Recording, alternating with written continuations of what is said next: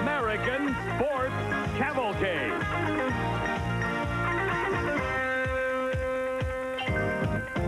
A panorama of speed, color, drama, and excitement. The American Sports Cavalcade.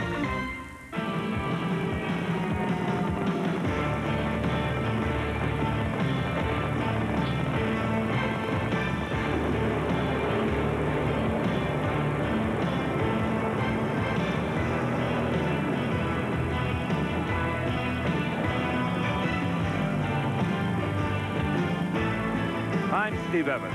What you have just seen is one of the most spectacular drag racing incidents in recent memory. It was R.C. Sherman living one of the most frightening experiences that a funny car driver can have.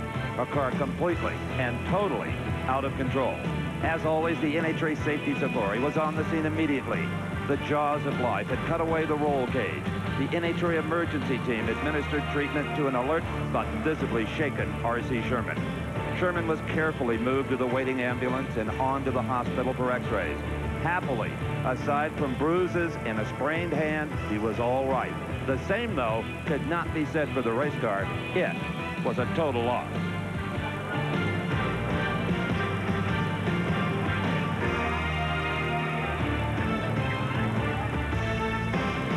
In replay, we see R.C. Sherman of Maryland in the near lane. This was qualifying for the Citgo Cajun Nationals in Baton Rouge here at State Capitol Dragway.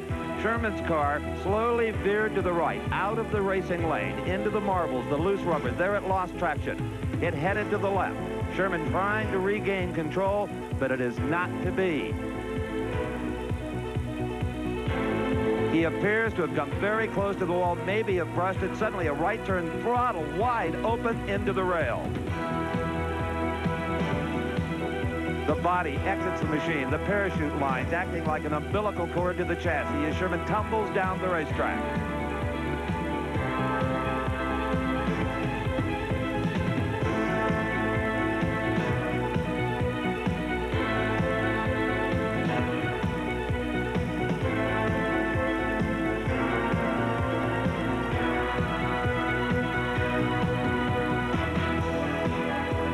From yet another angle, R.C. Sherman on the right side of your screen.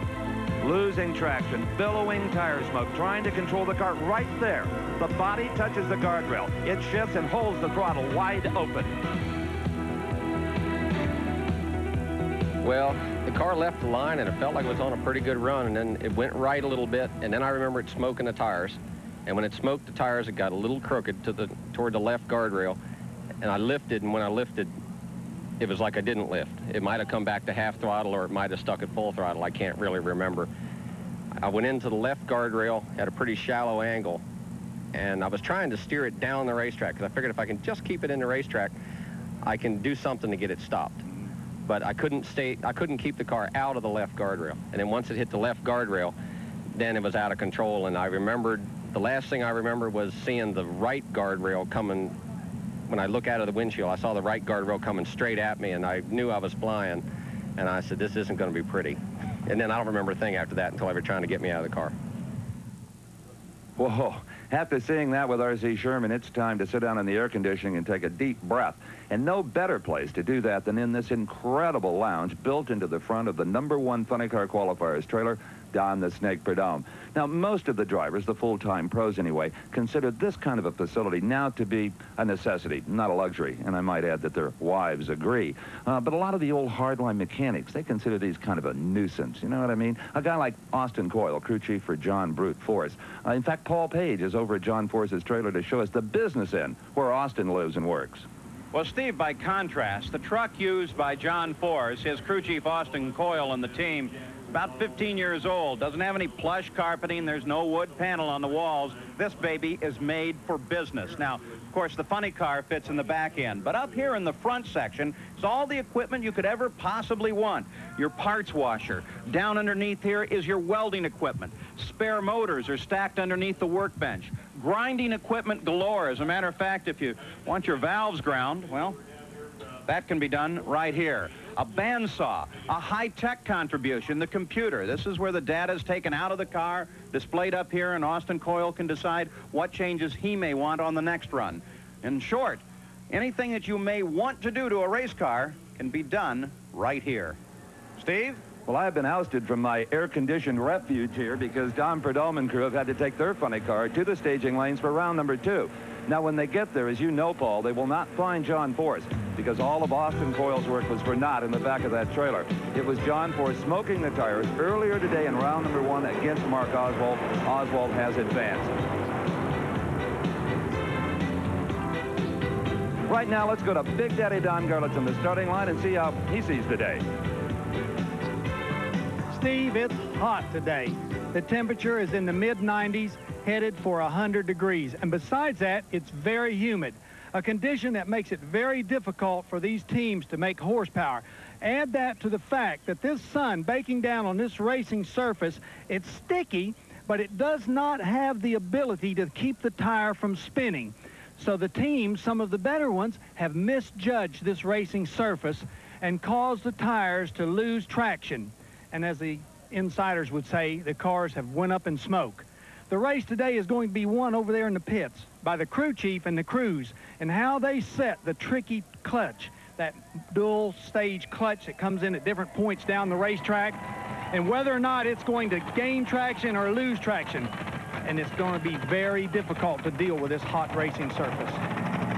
Well, thank you, Big Daddy, and we are ready to run at the Cajun Nationals from Baton Rouge, Louisiana. We pick up in Top Fuel round number 2 as Dennis Forcell is ready to take on Darrell Gwynn.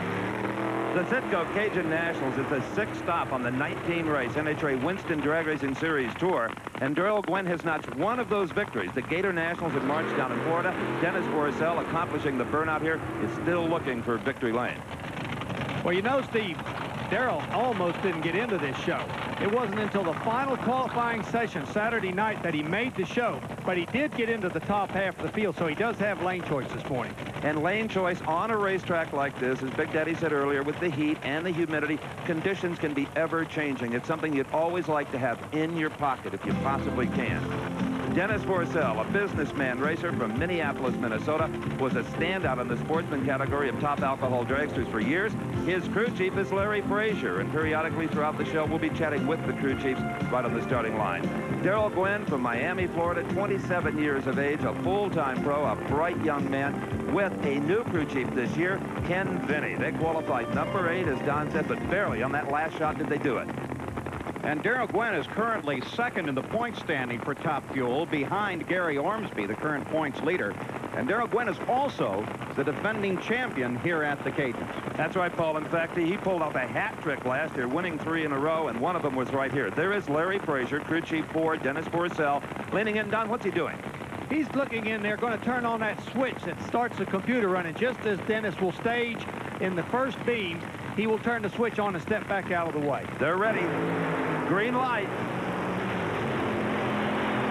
An incredible drag race. And the winner is Darrell Gwynn at 5:23 to Dennis Forcell's quicker 5.22. Down on the starting line with the winning chief mechanic is Big Daddy Don Garlits. Don? Didn't do quite as well as we thought. We wanted to run about a 20. But it's just so hot that we just touched a little bit. We didn't want to mess up. We knew he could run good. We stepped on him just a little bit, but not quite enough. We're plenty happy to win. Our boy did a good job. He left on him, and that's perfect. Good luck. Well, the difference really occurred back at the starting line. Gwynn got away just a little bit quicker, and it paid off down at the far end. Let's take a look at it one more time, Don Garlits. Note that Darrell's car moves first, just ever so slightly, but it was just what he needed because Forcell made the better run with the 5:22. But it's who leads that line first usually in drag racing. It's so close today. Notice how tight the cars are together as they come down the racetrack. Forcell actually gains back a little with his 274 charge, but it wasn't enough. So Darrell Gwynn picks up the win in round number 2. Let's go to the far end and Steve. Well, this win will be especially sweet for Darrell Gwynn because, Darrell, you helped a lot behind the steering wheel. Your 5:23 beat Dennis's 5:22. Well, I'll tell you, I knew Dennis was going to be right there. He's a heck of a racer, and I owed him one here in Baton Rouge, even though we've beat him 5 or 6 times since he's been racing. I was really worried about him. He's a heck of a competitor, and I was really worried about him beating me. Could you see him coming into that last timing trap? The entire way I saw him, Steve. I just inched him out about half track on. Even though you're going 270, 280 miles an hour, when you're that close to another car, does it almost seem slow motion? Well, it does, you know, because you're kind of looking over at the other car, and the other car's going the same speed as you. Yeah. But, you know, we ain't got time to be waving to the girls. We're just concentrating on driving these cars. Okay, well, 2 more rounds, and you can wave to the girls. Thank you very much. Well, Darrell Gwynn advances with a very close decision over Dennis Forcell. In the meantime, back up at the staging lanes, here comes Dick LaHaye, but he is late in his attempt to take out Frank Bradley. Bradley, you can see, already strapped into the car. And when you look at LaHaye's car, they're still working on the clutch. We'll be back with that run from the Cajun Nationals right after this. Outside of Baton Rouge, Louisiana, for our coverage of the NHRA Citgo Cajun Nationals. You're looking at the crew of Mike Dunn working on that funny car. They've got a bit more time. There's Mike just kind of looking on. Normally, he's a very active part of this crew, a hard-working young driver. He'll face off with Whit Bazemore in funny car round number 2, but right now it's time for the next race in round 2 of Top Fuel. I'm Steve Evans, along with Paul Page and Don Garlitz.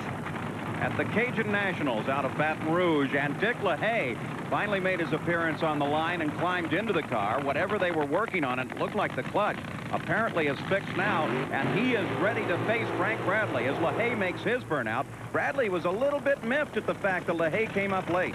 Yes, he was. And Don Garlitz, when you have to work this hard in the heat like Dick LaHaye did, that can't be a positive thing.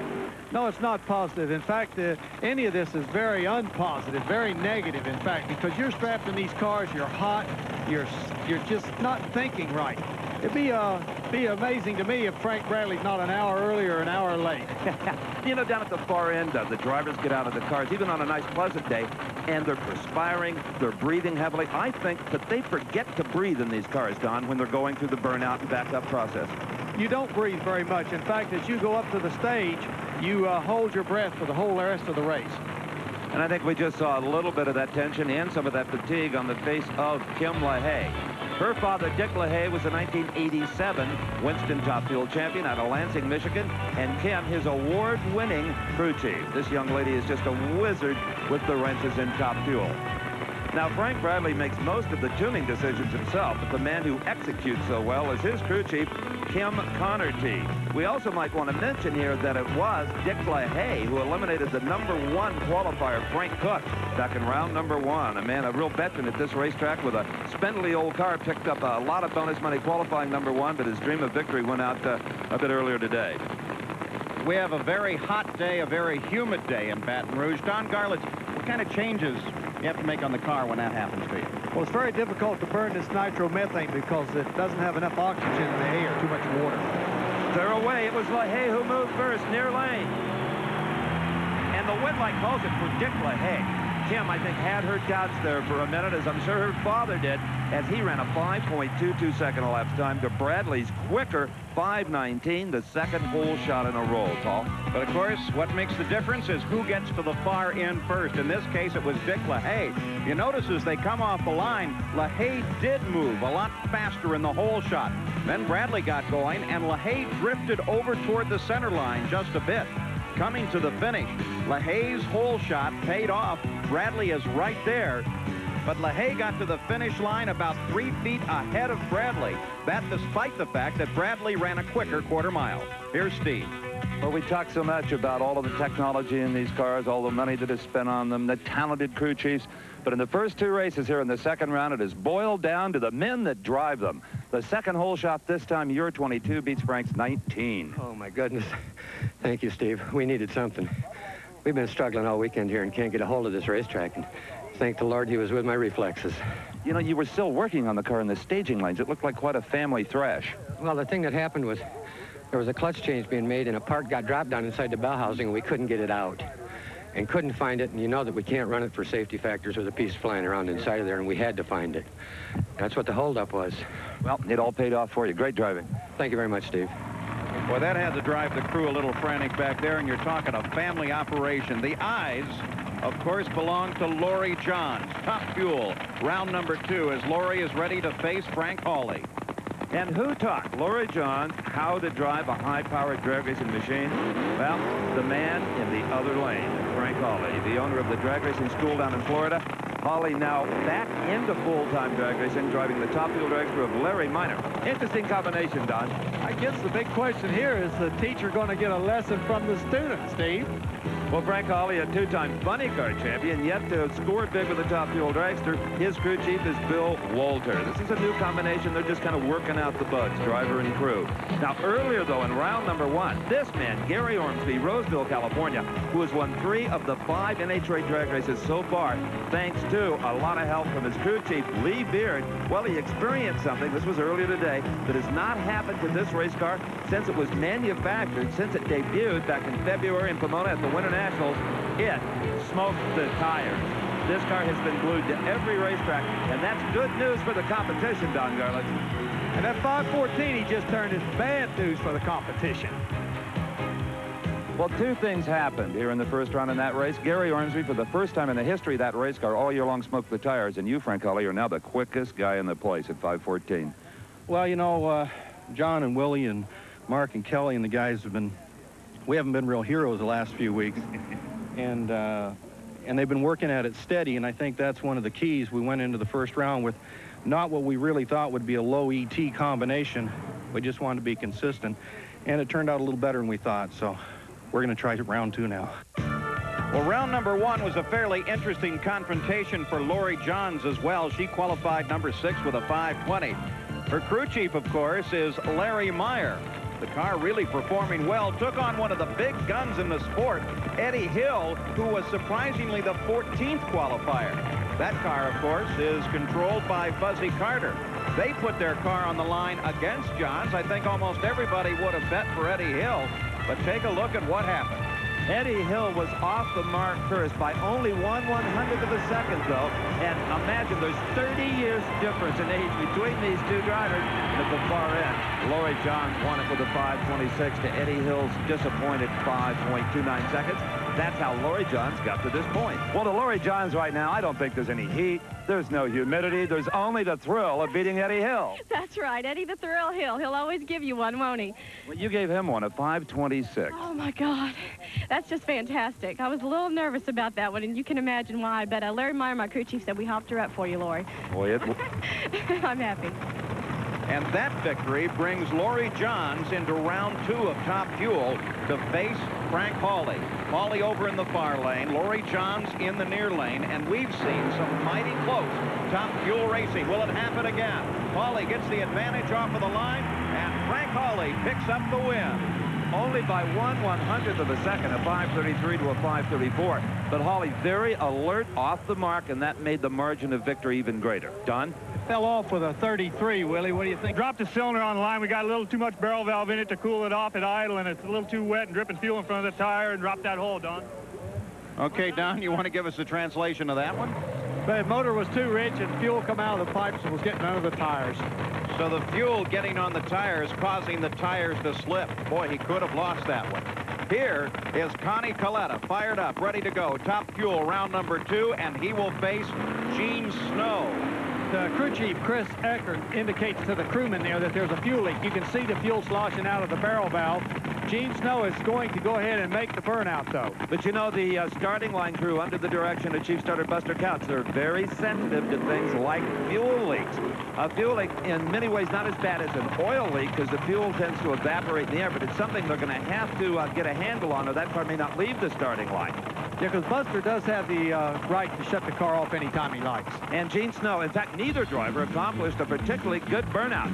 Well, there he is. That's the face of the only man in drag racing to ever top 290 miles per hour. He did it this year with some help from this man, crew chief Mike Garrison. They qualified number 7, Coletta and crew. And Gene Snow, a man who may have a problem out there from Fort Worth, Texas. Snow is the man who debuted the high gear only setup at this race a year ago, along with a lot of help from his crew chief Chris Eckert. And now there is not a qualified top fuel car, Don Garlits, with a transmission. And here we see the old rag trick. Well, you can actually see the fuel dripping out of the injector down there, and they're putting, see it? Look at it running. That could be quite a bit of a problem. It's a small O-ring in there is causing this problem, and it dries out and allows that fuel to come by. Buster Couch is motioning the crew to get away from the car. and they launch at Coletta with a giant wheel stand as Gene Snow rockets through the trap with a 530. Coletta totally out of the ballpark as he picks the front wheels up off the ground at the starting line and then still spins the rear tires. Let's take a look at this, Big Daddy. We see Coletta immediately leave the line. The wheels come up, unload the rear tires, and he goes into smoke and lifts very quickly. It was a good thing, too, because Snow had some trouble with all that barrel valve fooling around on the starting line. He dropped the cylinder, and the performance of the car fell off to a 530. So as a result of action in the second round of Top Fuel, Dick LaHaye will face Gene Snow. LaHaye will have lane choice, and Frank Hawley will take on Darrell Gwynn. Gwynn will have his choice of lanes here at the Cajun Nationals. Well, a nice 530 and a giant wheel stand on the part of Connie Coletta puts this man, Gene Snow, into the semifinals. But, Gene, what was going on? Your crew was pointing to something on the dashboard, the instrument panel. Oh, there was something back behind. I don't know. There was a fuel leak. Yeah, there's a rag. There was a fuel leak, and that's what they were trying to stop was the fuel leak. We turned the clutch on in here, and we checking that to be sure that was on, but I guess there was a fuel leak. I saw him do the wheel stand. He was about this high right beside me. You know, you deserve this. You've had a couple of frustrating months. It has been real tough. I tell you, it makes a guy want to quit sometimes, and something like this pumps you all back up again. We're ready.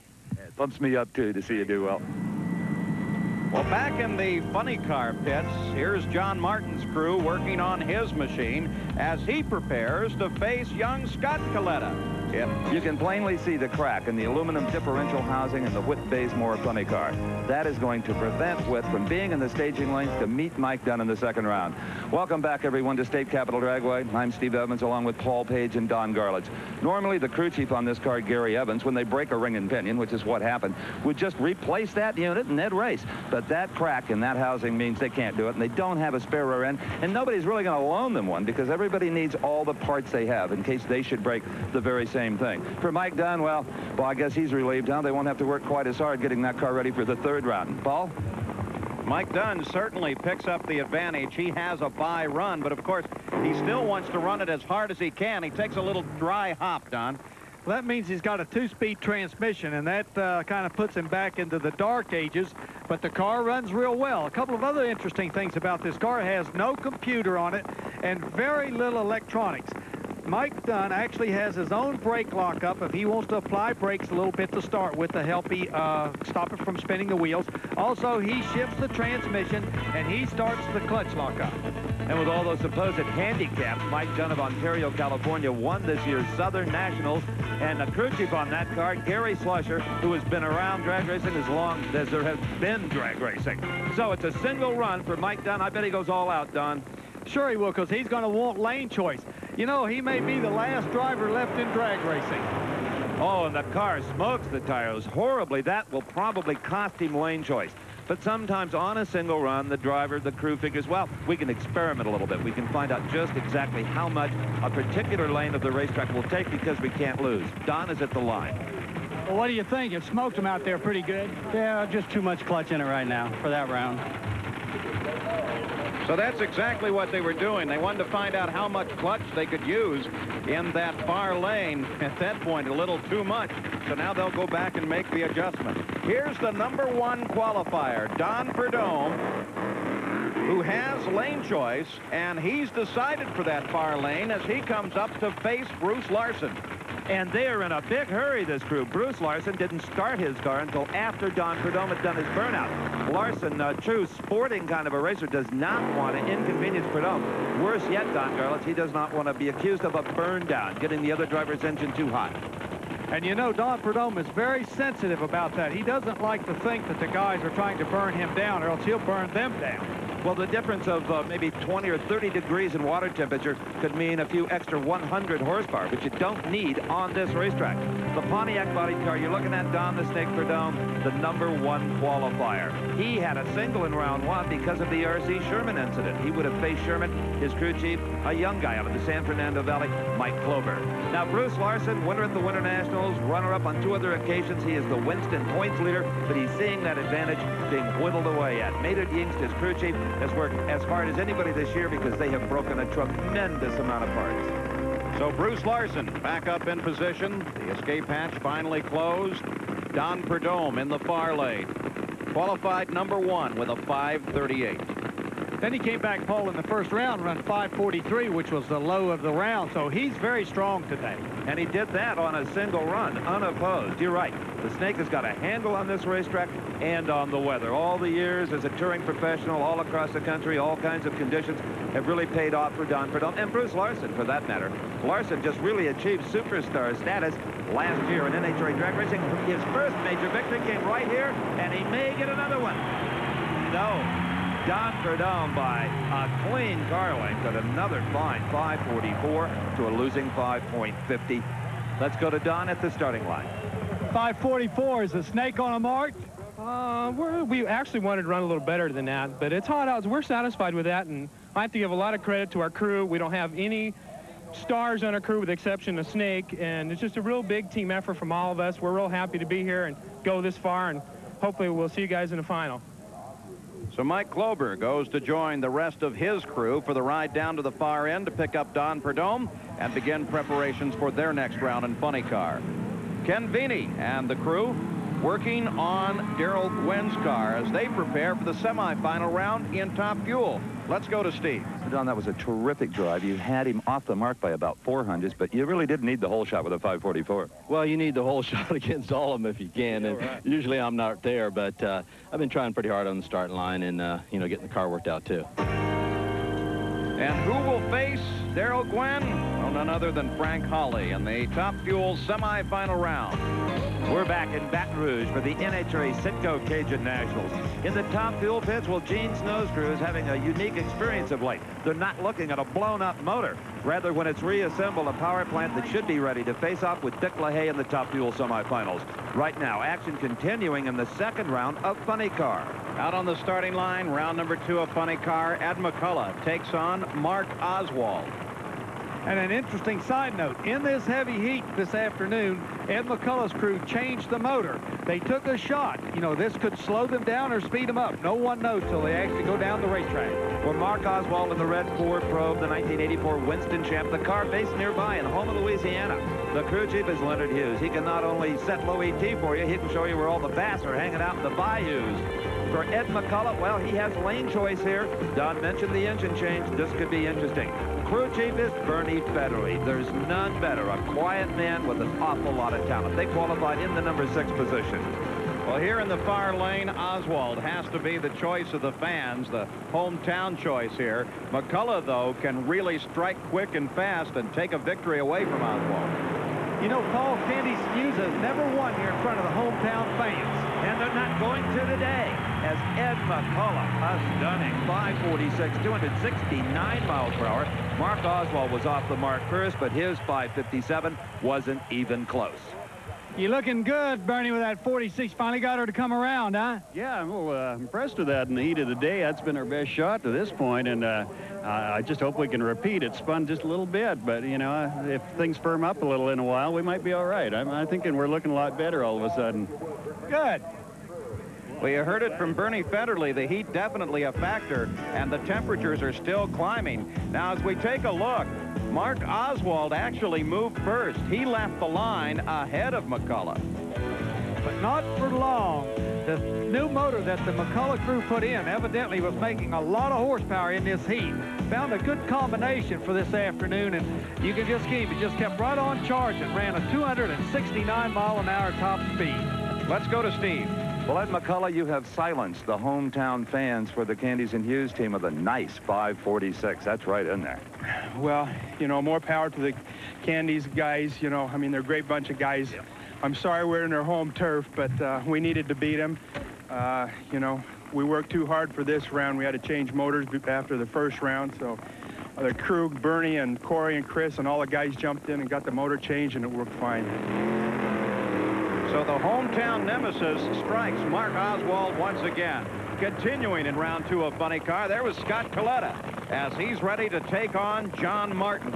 Martin had the lane choice coming into this round. He decided the near lane, a little bit brighter. Well, it depends on your particular combination and how you like to run your car as to which lane you're in. And if you're winning in a lane, you tend to try to stay there if at all possible, even though it may not be popular with the competition. Scott Coletta, one of the few funny car drivers. In fact, only he and Mike Dunn have ever topped 280 miles per hour in one of these cars. And maybe the reason is the crew chief is the fastest driver ever at 290, his father, Johnny Coletta. John Martin, an independent team from San Dimas, California, do a tremendous job and get a lot of help from this young man, Jim Brock, a second-generation drag racer. Now, how did Martin get to this round? Well, he got here by facing the world champion Kenny Bernstein. Bernstein and the machine obviously controlled by the genius of Dale Armstrong. Qualified number 4 with a 550. But this was back at round number 1 as Martin came up to face Kenny Bernstein. Now watch carefully as Bernstein executed the burnout. Right there, you can see some parts and pieces underneath the car, oil under the tires. I talked to Kenny right after this incident in the pits. Well, Kenny, this crew was on such a tremendous high after winning in Memphis, pulling within less than 300 points of Bruce Larson, and to lose a motor on a burnout. Ooh.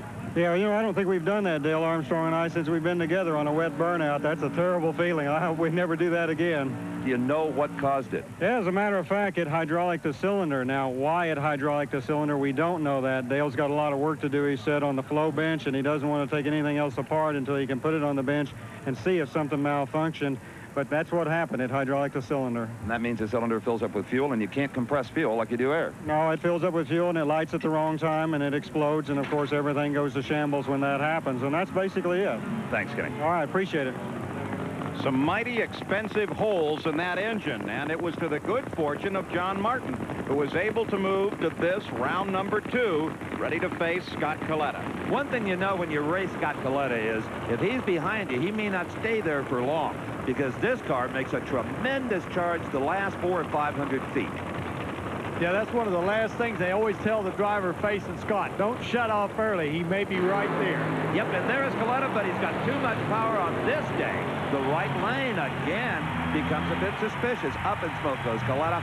Martin wins it at 5.71 seconds, 249 miles per hour. Not the best run of the day, but it did get him to the semifinal round. And Don is with his crew chief, Jim Brock. Don? Well, a 571, not the best, but you're still in there. Yeah, we got a little lucky first round. I think we had a clutch problem that time, but we'll fix it. We'll be back. So Martin's victory sets the stage for the semifinal round in Funny Car, where John Martin will face Ed the Ace McCullough. McCullough will have lane choice. And Mike Dunn will take on Don Perdome. The Snake will have his choice of lanes. We'll be back with more from Louisiana. I'm about to test a fiber that's... We're back at the NHRA Citgo Cajun Nationals just outside Baton Rouge, Louisiana, where it is sweltering hot. I'm Paul Page with Don Garlitz and Steve Evans, who's down in the hot pits. NHRA official Lex Dudas is in Frank Hawley's pit. Frank is saying, I'll be there on time. I will be in the car. Now, what's happened here is, first of all, they were overjoyed. They found their performance problem. The line from the blower to the computer had fallen off, hence reducing the boost. Then they got the whole thing together, and in the bell housing, the throwout bearing that operates the clutch phases fell off. They heard it go funk in the bell housing. So the bell housing had to come back off of the engine, the entire clutch be reassembled. We ran over here just in time to catch this, you guys. But Hawley is confident he'll make it into the lanes. In fact, he's trying to help the crew out with some of the last-minute details himself, something he usually doesn't do.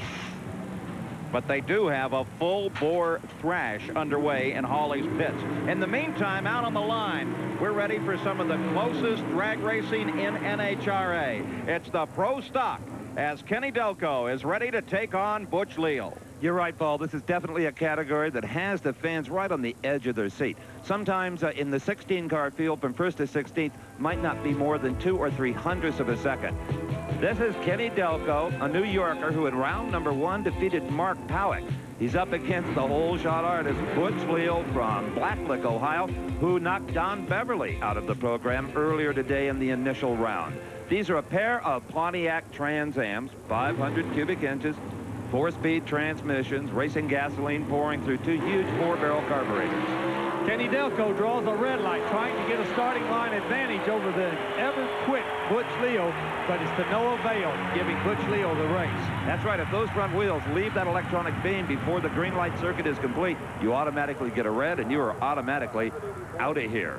Okay, here is the next pair in Pro Stock eliminations. We're in round number 2. Bruce Allen in the far lane in the Chevrolet Beretta, and he will be up against a resurgent Ricky Smith. Smith, for a season or two, tried to emulate Bob Glidden with a Ford Thunderbird, just could not win a race. His career was in real trouble. He went back to the General Motors Power, and he is A-OK. Bruce Allen qualified in the #1 position, and he is also the defending champion.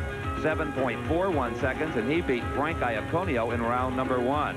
Now, earlier today, it was this man, Ricky Smith, who defeated Warren Johnson's Oldsmobile. Smith qualified in the 13th spot at 7:48. So here, 1 to 13, Don Garlits, is only 0.07 of a second.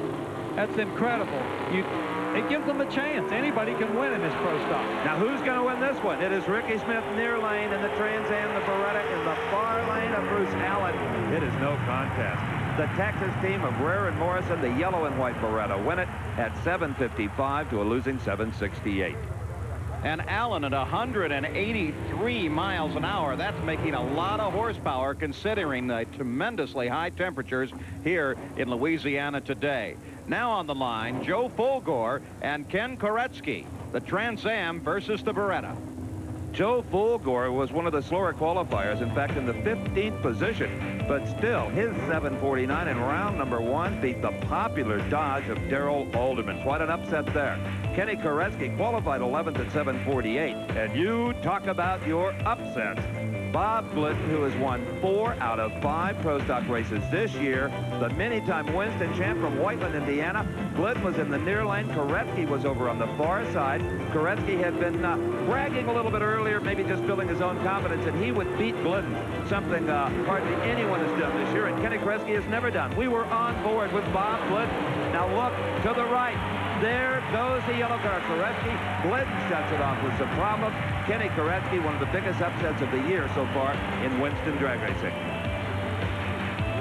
Well, here's a young man who has been struggling to make it as a Pro Stock racer. You've never been cocky before, but this morning you were saying, I'm going to beat Glidden, I'm going to beat him, and you did. Well, I had nothing to lose and everything to gain, and just went for it to tree. The car shook and just drove it on through. You knew that this string would come to an end ultimately, but I don't think even you thought it would be in the first round of a national event. Well, you never know about that, Steve. Anyone who qualifies can certainly win the race, and on a track that's as treacherous as this track is, you never know what's going to happen. Even though Koretsky had a pretty sizable hole shot, it appeared at first that you had the performance to make up for that. You know, apparently when he jumped in, the tree came on. We were both late, of course, and I was extremely late, but it would not have mattered. Our car moved 3 or 4 feet and went into violent shake. So it wouldn't have mattered what had happened on the starting line. Surprisingly, Glidden out in round 1, and Kenny Koretsky is really pumped as he inches up to take on Joe Fulgore. So it's a Trans Am in the far lane, the Beretta in the near lane. The RPMs come up to over 7,000, between 7,000 and 8,000, and away they go. Kenny Koretsky, maybe still operating on a bit of an adrenaline high after the Glidden upset has red lighted. He's foul started. Joe Fulgore gets there first anyway at 7:66.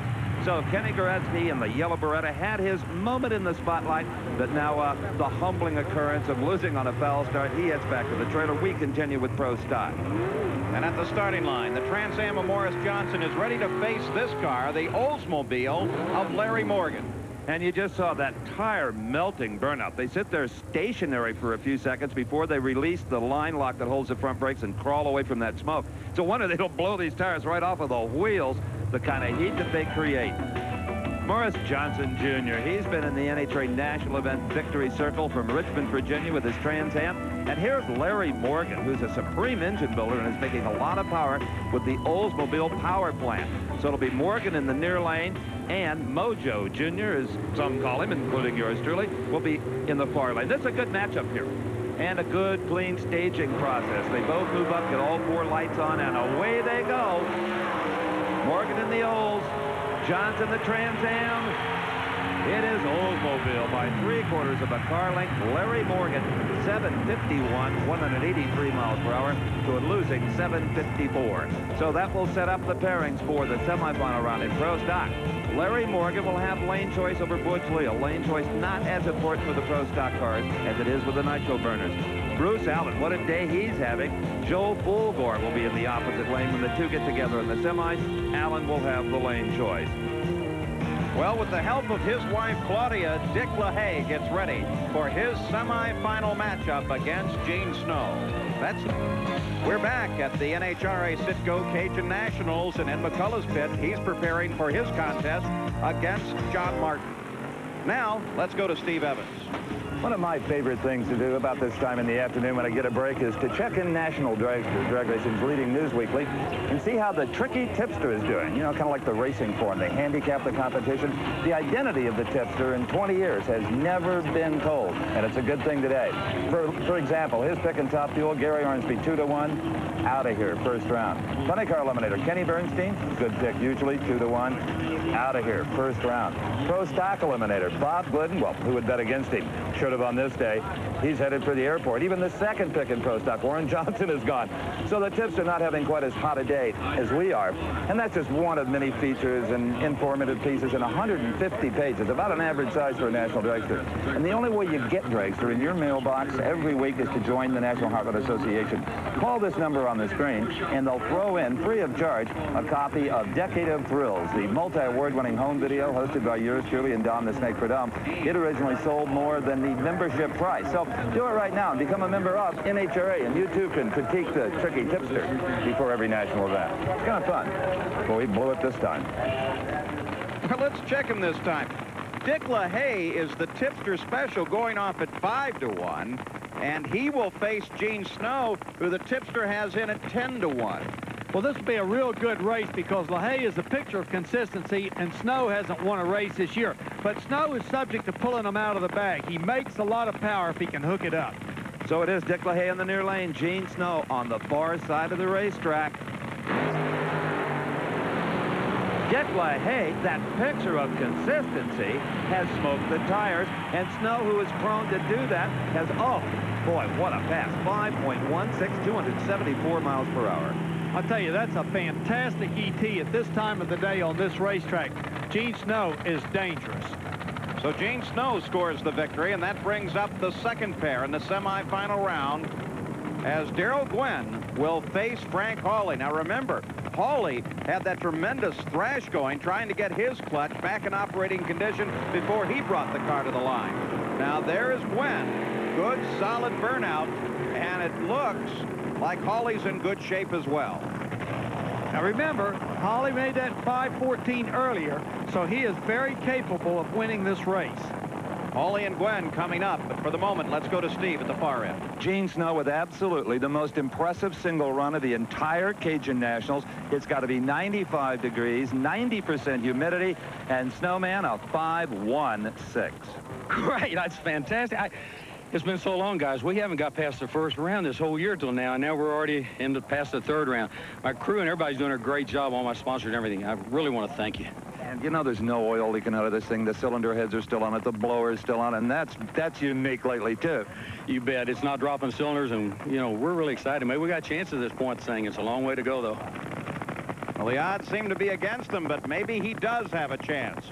Frank Hawley, after all that thrash on the clutch, on the line. Crew says he's ready to go.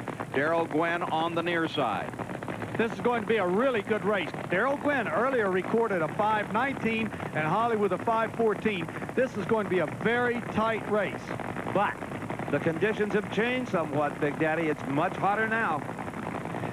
Yeah, but it's going to be a reaction time. We're going to see who gets the good reaction here. All right, we'll be watching for that. It is Hawley away first. Hawley by a mile, Gwynn with no traction. Frank Hawley, for the first time in his top fuel career, goes to a final round. 5.36, 274 miles per hour. Let's go to Don with his crew chief. Well, 5.36, and you're still in there, Willie. Yeah, well, I guess we're getting a few gifts here and there, but we're working on it. And we maybe have something to go with this time. Last time we had a boost gauge split on us, and we didn't really know what happened. So we had to leave it alone and try to go over that, and I guess this is what we get. So we'll have it ready. Well, Bill Walter is pumped up because he and the crew move into the final round of Top Fuel here at the Cajun National. Let's take a look at the pairings. It'll be Gene Snow facing Frank Hawley, and the Snowman will have the lane choice. Now let's go to Steve. Frank Hawley, for the first time in his career, goes into a Top Fuel final round. And the thrash we saw back in the pits, those have got to be sweet-sounding words. Well, yeah, I mean, the guys were working pretty hard, and we've had some dumb stuff going, and that's a lot of racers have said that before. But sometimes when things don't go very smoothly is when you do well at the races. And, you know, I expected Darrell to be a real tough round. They're excellent racers, and no matter how we won it, I'm glad that we're in 5:36 is how you won it. Yeah, well, we definitely have a problem. We haven't found it, so whatever happened, we're going to have to find it for the final if we expect to win it. Okay, we'll let you go. So there may be some pressure in Hawley's pit. Not so back at Butch Leal's car. They're so ready, they're just waxing the car in the Louisiana heat. They're ready to face Morgan. And then in Bruce Allen's pit area, well, he knows how to deal with the heat here today. Nice big fans and a real dragway where action continues in the NHRA Citgo Cajun Nationals drag races. I'm Steve Evans along with Paul Page and Big Daddy Don Garlitz, and that's the back end of Ed McCullough's funny car as he prepares to face off with John Martin. The funny car semifinals are beginning. Ed McCullough, one of the odds-on favorites here with that 546 in the previous round. Crewman adjusting a parachutes there just a little bit. Got to be very careful if these chutes work properly. This is a short track, and they don't want to get these cars down in the rough. Well, plus, if you get in trouble even at half track, get sideways. That parachute, if you can get it out in time, can straighten that car out. They're a dual-purpose safety feature on these funny cars for sure. John Martin, well, this is big time for him. He's only been to one final round before, has never been victorious. Ed the Ace McCullough, well, has a long, long list of NHRA victories. McCullough in the near lane, inching forward. They use a handbrake inside that cockpit. They're away. It is Martin in front. McCullough has engine problems. It is John Martin going to the final. 564, 259 miles per hour. And on some racetracks like this one today, too much horsepower can be your enemy. Don's with Jim Prock. Well, 564, and you're still in there, Jim. Yeah, we've been trying not to beat ourselves all day, and we'll take them as we can get them, and we'll see what we can do for the final. You know, Jim Prock grew up around racetracks, even as a small baby. Let's take a look at this run one more time. McCullough the near lane, Martin in the far lane, and Martin got a good jump on McCullough as they came off the line.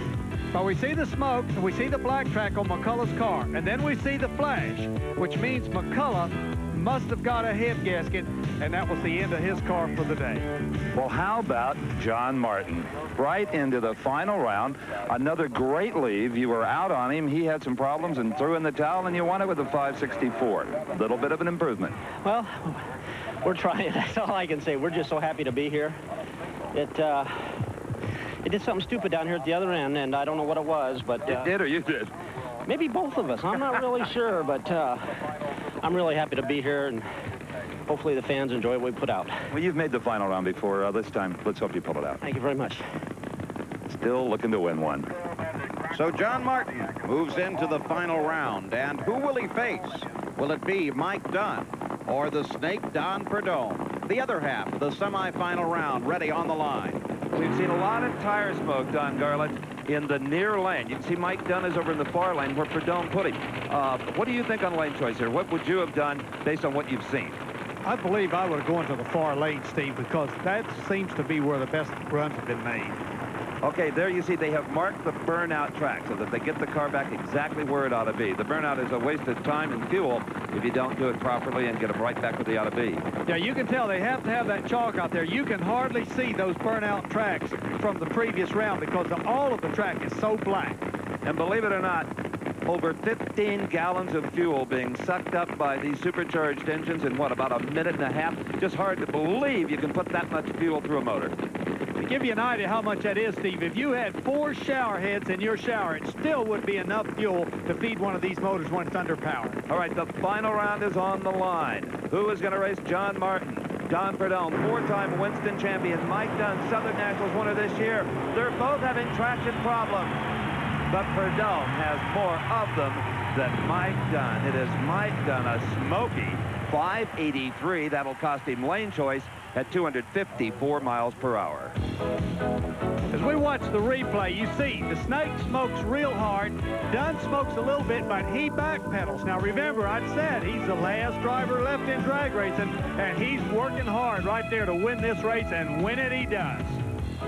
So Mike Dunn will move on to the final round. We take a look at the pairings. John Martin will face Dunn, and Martin will have the lane choice. It'll be very important here. Well, Mike Dunn, a very, very smoky way to get into the final round. And, Mike, I wonder if the transmission-equipped cars like your own aren't a little easier to control when you get into that kind of a tire slippage battle.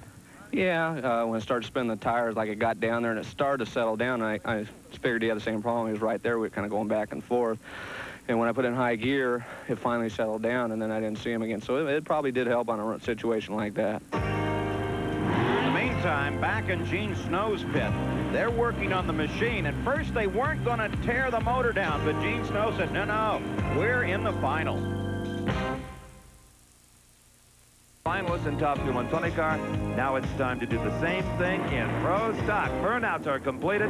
This is Joel Fulgore, the black and yellow Trans Am, up against in the near lane, the yellow and white Chevy Beretta and Bruce Allen. One of the two goes to the finals, the other goes home. And Bruce Allen has been looking real strong here today, so he's going to be tough to beat. Absolutely, having one of his best days in a long time, but so then is Joe Fulgore. It is Fulgore away first. But his advantage doesn't last long. The smile on the face of David Rear says it all. At 7:45 wins it for Bruce Allen in the Rear and Morrison Beretta, 184 miles per hour. Fulgore at 7.58. Big Daddy? What a brilliant start Fulgore made at the starting line, but it didn't last long with the power that the Allen car was making as he picked it right up and by half track was already ahead of him. Bruce Allen on the near side drifted over toward that line, but this is a car that is really making horsepower, and he drove away from Fulgore 184.5 miles an hour through the traps. Let's go to the far end. When last we saw this man, he pronounced that this car would be perfect for the semifinals. Is a 7:45 near perfect? That's not bad. That's about as good as it's going to do today. That was a big improvement there. They scraped the starting line. That made it a little bit better for us. We just got down through there a lot better. Making a run makes all the difference. I mean, when I say that, I'm clarifying, you know, making a nice, smooth run. That makes all the difference in the world. Absolutely. You only need one more. Yeah. Take it. All right, that's Joe Fulgore headed back to the pits in defeat, and that's Bruce Allen with a lot of confidence. Well, the heat is still a factor, and lane choice is still critical. So now, who will Bruce Allen meet? Will it be this man, Larry Morgan, as he comes up to face one of the best guys on the starting line in the business, and that, of course, is none other than Butch Leal. And we have asked Butch Leal so many times, why are you so consistently good? And he can't even explain it. It's just the communication he has between his head, his foot, and that electronic device known as the Christmas tree. Leal is staged. Finally, Morgan moves in. Morgan took his time, but still it's Leal with the advantage. Well, Morgan had the lane choice. He chose the near lane, but the other lane is working out for Leal. Leal again got the hole shot. Comes through with a victory with a 7:49 to a losing 7:52. As we watch the replay, it's just like that. Leal was a mechanical device. He hardly is ever second out of the gate. Look how far down track these cars carry the front wheels, especially Leal. They're up on the wheelie bars. The driver's just hoping they go straight until they make that shift into second gear. About midway through second, they'll set them down. Now you can steer it with a steering wheel instead of just raw courage. And with Leal's victory over Larry Morgan, the stage is now set for the final rounds in all categories. In Pro Stock, it will be Bruce Allen facing Butch Leal, and Allen will have the all-important lane choice. Let's go to the far end. Well, guys, for the first time in a long time, the two golfing buddies get together in the final round of Pro Stock. Bruce Allen and you, Butch Leal. He will have lane choice. Your 7:49 didn't quite match his 45. Well, he made a very great run. I looked at it as I was back running Larry there, and I knew it was he made a great run, and I was just hoping that we could get down the right lane, and we did a pretty good job, and I'm just glad to be in the final, Steve. It's been a while, and I'm sure the crew is real happy, and so am I. I don't have to tell our regular fans, I don't have to tell Bruce Allen that you'll try to leave on him to make up that difference. Well, Bruce has found something in the clutch, and he's really hitting good lights, and I'm going to have to work real hard, and Might have to work real hard and get a clutch like his after this race, but he's doing an excellent job, and we do a lot of talking about that as we play golf. Just on leaving, and he's a real good friend of mine, and but as soon as these switches turn, the friendship's over, and we try to get to the other end. Well put. Butch Leal, he goes to the finals. His first final round of this season. Meanwhile, back in John Martin's pit, Bob Brooks massages a piston, ready to put it in Martin's engine. And we're back at the NHRA, Citgo, Cajun Nationals, Baton Rouge, Louisiana. And in Frank Hawley's pit, they work on the clutch, they work on the motor, as they are ready to face Gene Snow in the final round of Top Fuel. In the meantime, a little bit earlier, Steve Evans took a look at the sportsman classes. We talk about dominant cars in the professional categories of drag racing. Kenny Bernstein comes to mind. Bob Glidden, of course, in Pro Stock. Well, there's a dominant car in the sportsman category of top alcohol funny car. From Washington State, it is Pat Austin. This car and driver have won 18 NHRA championship events. For the second year in a row, they carry the #1, the Winston champions in '87 and '88. It looks exactly like a nitro funny car, but there's a lot of differences. A 2-speed transmission, no nitro obviously allowed in the tank, a lot of rules and regulations that these guys have to live up to. Pat Austin again made a final round here at the Cajun Nationals. Did he make it 19? Well, let's have a look at that race and also the rest of the sportsman categories. There's Pat Austin on the near side, some of the biggest engines in drag racing, but a great big red light. Very unusual situation for a long-term veteran like Pat Austin. Gary Rattel took the win. And it was his first ever victory in NHRA Championship drag racing. A very, very happy man was Gary Rattel. Anytime you beat, well, a legend in the category like Pat Austin, it brings about moments like this. So Gary Rattel was the top alcohol winner. Early today, Bill Barney clinched the top alcohol dragster title. Kurt Steinbach was victorious in competition eliminator. Elijah Boyd, likewise in Superstock. In stock, well, it was Grant Lewis taking the prize. In Supergas, Ed DeStout. In Supercomp, Robert Turner. Our congratulations to all of those sportsman winners. All in all, over 500 race cars have competed here over the 3 days of the Citgo Cajun Nationals. And now it is time for the Pro Stock final round. Bruce Allen, that white and yellow machine on the near side, ready to face Butch Leal. Now, remember that Allen has the lane choice here, so he's chosen the near side. Hot day, a track that has been questionable. Choices have moved back and forth on these lanes, Don Garlits. Lane choice is not near as important in Pro Stock as it is the fuel classes, and I think that Leo is going to rely on his reaction time to try to beat Allen. And I think Bruce Allen told us in his semifinal interview what he wants to do, and the key here is to make a smooth run. They all talk about the shake, the car getting out of shape. We've seen the Pro Stocks moving around more than they normally do, and that's a scary feeling in this kind of an automobile. Bruce Allen near lane. Leal is away first, but not by much. What a Pro Stock final. Bruce Allen out-muscles Butch Leal. 7:45 to a losing 7:51. The whole shot for Leal, well, it just wasn't quite enough. Well, you boys did it again. Yeah, we're real happy. We needed this one. Last time we won was last year down here. We've been working real hard and done a lot of testing this winter, and it's starting to pay off. Well, you ran real good and consistent. That's what it takes. Yeah, well, we finally figured out a little bit on the clutch, I guess, and dropped out of the 50s down into the 40s, and that's what made the difference. Congratulations. Thanks, Don. Hey, this is our lucky track. We've had all kind of problems down here from time to time, and we end up just winning this race, and just a lucky place for us. We love it down here.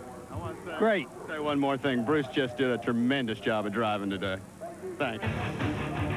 So a repeat victory for Bruce Allen here at the Cajun Nationals. Now, you see that Butch Leal got away first, but we're talking some superlative power in that machine on the near lane. And it was Bruce Allen that was able to just overpower and outspeed Butch Leal and come to the finish line first and pick up a victory here at the Cajun Nationals in Baton Rouge. Let's go to the far end now. Here's Steve Evans. From the very beginning of the day, when we first talked to Bruce Allen, you could kind of see the Cajun Nationals logo in your eyes. This was your race. You believe it? Oh, man, I'm happy. That's great. Lots of power. Yeah, Buddy and Dave done wonders with the car today. You could tell for the first 2 runs we weren't doing too good, and they got the car working good. I can't say enough about them. The experience of knowing what to do makes all the difference in the world. I'm glad this old Levi Garrett Chevrolet finally pulled us through to a race. Butch Leal, the payback here may not come on the drag strip. It may come on the golf links tomorrow. He's liable to beat your brains out, Butch. Well, I tell you one thing. They were really, Rear Morrison team with Bruce driving today did a great job, and I did the best I could. And right in the middle, he just took off on me. And I'm just glad to be in the final with Bruce today. And we'll get him to come next Wednesday at the golf course. He beat me here I won last year. The year before that, he beat me in the final. So we get down here occasionally. Bruce Allen earned this one all the way, all the day. Bruce Allen takes the win in Pro Stock. Still the final rounds in Funny Car and Top Fuel coming up as Mike Dunn is getting ready back in the staging lanes. We'll be back for the about to be decided in Funny Car Eliminator here at the NHRA Citgo Cajun Nationals. I'm Steve Evans along with Paul Page, Big Daddy Don Garlett, and that is Mike Dunn, the world's fastest funny car driver. He holds the NHRA record at 280 miles per hour, but it's elapsed times that win drag races, Don. That's right, and John Martin is going to be facing him, and believe it or not, Martin comes into this round with lane choice. That's right, he has not overpowered the racetrack or had any mechanical problems as so many people have had. Well, the temperatures have been absolutely critical here today, and some of the abuse the lanes have taken because of the temperatures makes those decisions very, very difficult. And Martin has decided on the far lane. The reason for that is two very important cars in the previous round, and Funny Car smoked over in the near lane. That's right, and I think Mike Dunn right now is glad he has a car that is not on autopilot. He can do some things if it loses traction. That's exactly right, Steve. He has the only funny car in the field that the driver can actually change a decision down course. All the others are automatic. The driver does nothing but put the pedal on the wood, and all of the timers take care of everything. But Dunn is actually making decisions going down track. And if he has to, he can kind of pussyfoot, baby that car off the starting line. You can't do it with an automatic car because it's going all the way down with the pedal that activates all the clutch sequences. Look at Mike Dunn. He is running away with it. John Martin with mechanical problem. Mike Dunn becomes the first repeat winner, really, of this season at 5.63 seconds, 268 miles per hour. Well, still no Nationals victory for John Martin, but nevertheless, he was in the final round. Let's go to Don Garlett on the start line. Well, it looks like it paid off staying with it. Yeah, we just did what we had to do. Long, hot day for Gary Slusser, but they got the job done with Mike Dunn's victory. Well, let's take one more look at the final run in Funny Car. Martin on the far side, Dunn on the near side, and you can see almost immediately something wrong with Martin's car. And Mike Dunn, of course, is aware of that as well, as he just powers right down to the far end. No problems whatsoever. And Mike Dunn scores the win here at Baton Rouge. Well, there it is, the face of the only driver in NHRA drag racing this year to win 2 titles. Mike Dunn, great job. A smart race. Yeah, it felt good. We got a few breaks, and we just took one race at a time. We didn't want to beat ourselves, and it's still pretty hard to do. We try not to make any mistakes. Crew Chief Gary Slusher and Joe Paisano, they did a good job. I mean, this crew, we don't give up. I mean, we'll go as hard as we can, whatever it takes to win the race. You told me before you went to the line that you hopped the car up, even though you smoked the tires around before, and I don't understand that logic. Well, we had a problem making it through the transition in the right lane. We could not make it through there. So we decided to hop it up and give it a little break. And I just held a little break, and we figured it would run probably decent enough to win the race if he didn't step up a whole bunch. And basically that's what it did. And you've won a lot of Winston points, even though you said early on that you're not in this full tour. The points you're getting, maybe you ought to be. Well, yeah, I think now maybe Joe, he might have the hook in a little deeper this time. And then I think we'll be running more races, and that'll be good. With the JP10s, we'll be on all our sponsors, Valvoline, all the ones you see here. It's good. And I want to say hi to my little girl Samantha and Sandy, and Daddy will be able to buy some more presents, and we'll be okay. Okay. Thank you, Mike Dunn. Well, Mike Dunn already has a few of the dollars spent, and definitely very happy with that victory. One more race to run. The final in Top Fuel as Gene Snow is ready to face Frank Hawley. And what you see in the atmosphere, that is not tire smoke, Don Garlett. That looks like raw fuel. The tremendous amount of fuel coming out of Hawley's car over here in the near lane. And there is Frankie Paisano. The celebration continues down at the far end with our Funny Car winner, Mike Dunn. What a champion that young man is. And you know, back in California, his family getting a big kick out of this victory, except his grandmother, who always says, Mike, get your hair cut before you're on TV again. What about the fuel problem here, Big Daddy? Well, there's something definitely wrong. They're fiddling around with it, looking in here. Oops, Bill Walter throws his hands up. That's a bad sign. That means like the race is over. Something mechanical has went wrong with his car. Even the crew chief for Gene Snow recognizes the problem. That's right. Chris Eckert looked over there and saw, but wait a minute, they're going to stage the Hawley car. What do you think, Don? Just stage and hope something bad happens to Snow? Hope Snow red lights or something goes wrong over there and they could just coast down and win, but I don't think they're figuring on running this car all the way. What a frustrated driver Frank Hawley must be. He may not even be sure what's wrong, but he steps in the middle and nothing happens, just raw fuel. There goes Gene Snow. Oh, my. Hawley would have been hard-pressed to beat another 5:16. 268.41 miles per hour for the top fuel champion, and there is Frank Hawley in defeat. 5:16 on the final. What can you say? There is none. That was excellent. Excellent. We're so happy. The crew did such a good job. We had the help of Clayton Harris the last couple rounds. We really needed it. It's going to be a real morale for us, Booster. It's just excellent. Well, you put on a real good show here today, and the people enjoyed it. Well, I hope so. We try. I mean, we spend as much time and effort as we can doing this. I mean, that's what we do. Are you happy when Gene said, take it apart and look at it? That didn't bother me. It just the clutch deal, it was time to take it apart and service it. And I was afraid it'd take some extra time. But it didn't, so everything was fine. Well, congratulations. Thank you. Thank you. Chris Eckert, nice young man. Don, when we take a look at the replay here, what do you think happened? Well, the boost went away on Hawley's car. They lost the blower drive pulley on the bottom and sheared the center out of it. It was still turning slowly, but not fast enough to make any boost. So when Hawley stepped on the throttle, there was no manifold pressure, just raw fuel, allowing Gene Snow to go to victory. Gene Snow is well known in this sport as an innovator. Translate that into tinkerer. If he runs 5:16, he wants to run 3:16. The crew handcuffed him in the trailer. Don't change a thing, right? It paid off. I have been known to change a few things, but this baby was giving me such good runs and stuff that I couldn't resist. We left it alone.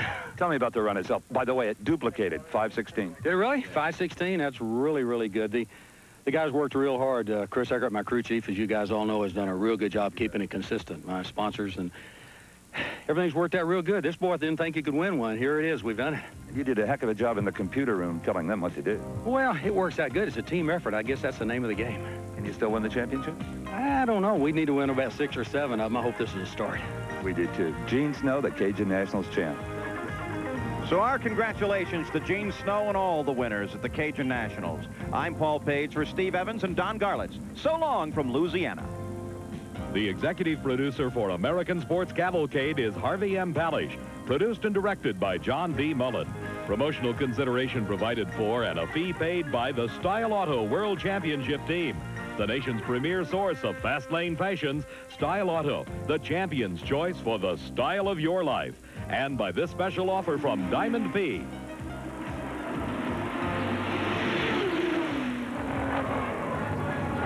Just incredible.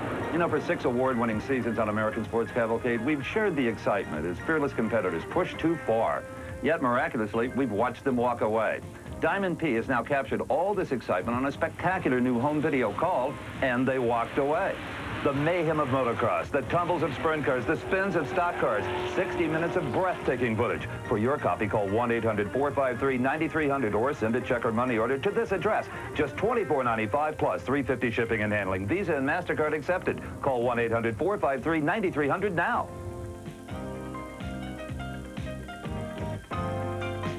The American Sports Cavalcade is a presentation of Diamond P Sports.